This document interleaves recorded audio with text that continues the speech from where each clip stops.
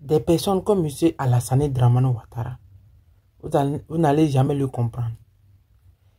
Et dans la culture africaine, lorsque quelqu'un grandit, il devient comme un enfant. Il y a toujours ce problème que nous avons. Parce que, vous voyez, ces gens sont grandis, ils sont vieux, de telle sorte que leur cerveau redevient comme le cerveau des enfants. Quand tu les parles, ils n'écoutent pas. C'est un exemple typique comme M. Alassane Dramane Ouattara, qui ne comprendra jamais que les Africains veulent leur indépendance. Parce qu'il faudra des jeunes réfractaires à la tête de la Côte d'Ivoire pour dire non, nous voulons la liberté ou rien. Parce qu'aujourd'hui, ce qui se passe en Côte d'Ivoire, vous n'allez pas comprendre. La Côte d'Ivoire n'est pas en paix jusqu'alors. Ceux qui disent que non, voilà, la Côte d'Ivoire n'est pas en paix. Parce que M. Ouattara a posé un certain nombre de conditions à ses opposants politiques, comme M. Le Goudé, M. Guillaume Soro et M. Gbagbo. Il y a beaucoup de personnes qui étaient dans le camp de Gbagbo et même dans le camp de M. Alassane Ouattara et de Charles Blé Goudé, et comment, le président Pascal Afingissa, qu'il est mort. Donc, vous n'allez jamais comprendre. Parce que Ouattara fait tout pour écarter ces gens, pour pouvoir se maintenir au pouvoir. Mais Ouattara, on ne sait pas. Il va mourir au pouvoir ou bien il va laisser le pouvoir. Lui aussi, il va adopter le système de M. Macky Sall. Écarter les opposants farouches à la tête et à la course, à la présidence. Et comme ça, il serait libre de s'installer au pays. Et il serait vénéré par ceux qui seront au pouvoir. Maintenant, par rapport avant-hier, il a reçu M. Anthony Blinken. Et dans son discours, M. Ouattara, vous allez comprendre que c'est quelqu'un. Et c'est pour cela chaque temps je dis que les Africains doivent comprendre que pour que l'Afrique se libère, il faudra un certain nombre de pays, 1 ou 2, 3 pays, qui se disent non, nous ne voulons pas de ça. À part de ces pays, tous les pays africains vont se rejoindre. Il dit qu'il souhaite que ces pays africains, ces pays du Sahel qui ont connu les coups d'État, puissent sortir du système de transition et devenir des pays, comment? Des pays démocratiques. Je ne comprends pas quel type de démocratie M. Ouattara veut parler. Alors que lui, il est en train de préparer son 4e mandat à la tête de la Côte d'Ivoire. Il parle de démocratie. Il parle de l'alternance ou de démocratie. Parce qu'il n'y a pas de démocratie. La démocratie est différente de l'alternance au pouvoir. On peut avoir de la démocratie et pas de l'alternance.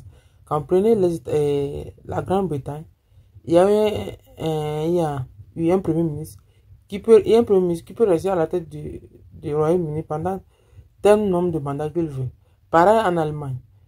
Tu peux rester pendant un tel nombre de mandats que tu veux. Donc, c'est comme ça.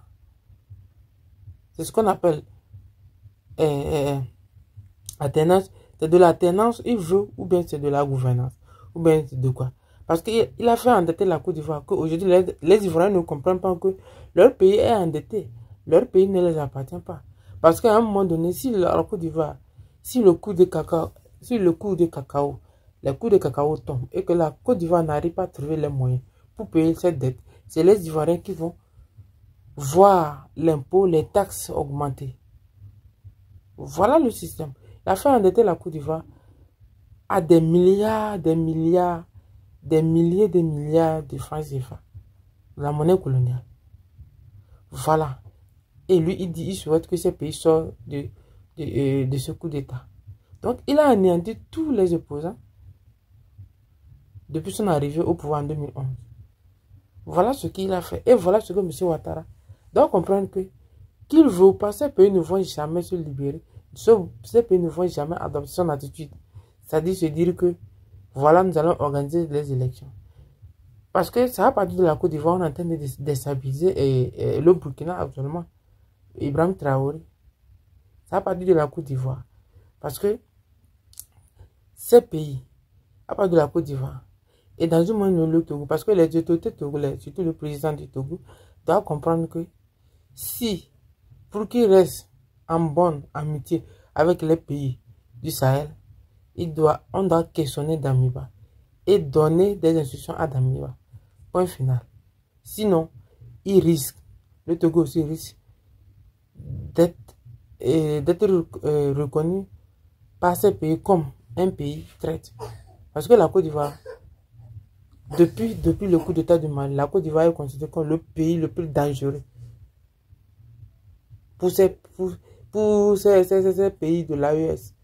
Voilà que les Ivoiriens et les Ivoiriens ne comprennent pas. Parce qu'on a emporté la marmite de quelqu'un et eux tous mangent dedans. Le jour, ces gens-là, parce que ça commence à chauffer en France, le jour où ces gens-là, la France va dire, bon, les entreprises françaises, nous n'allons plus délocaliser des entreprises françaises. En ce moment, le jour où on va ramener la marmite là où il était, en ce moment, c'est là ils vont comprendre que, ah, vraiment.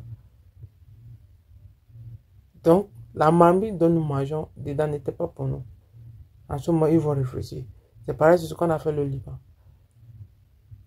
Voilà l'anecdote. Voilà ce que pense M. Alassane Ouattara. Et que moi, je dis que c'est quelqu'un qui doit être bon. Je ne l'insulte pas, c'est un grand. Mais c'est quelqu'un qui doit être considéré comme un enfant parce qu'il est vieux. Tous les vieux, les âgés en Afrique ont des... Bon, moi, je parle de la tradition africaine. Ont des idées des enfants parce qu'ils ne réfléchissent plus. Tout ce qu'ils voient, ils agissent. Tout ce qu'on lui dit, ils agissent comme on le dit. Regardez l'exemple de Paul Biya au Cameroun. Paul Biya ne gouverne pas le pays, ben c'est les gens qui gouvernent.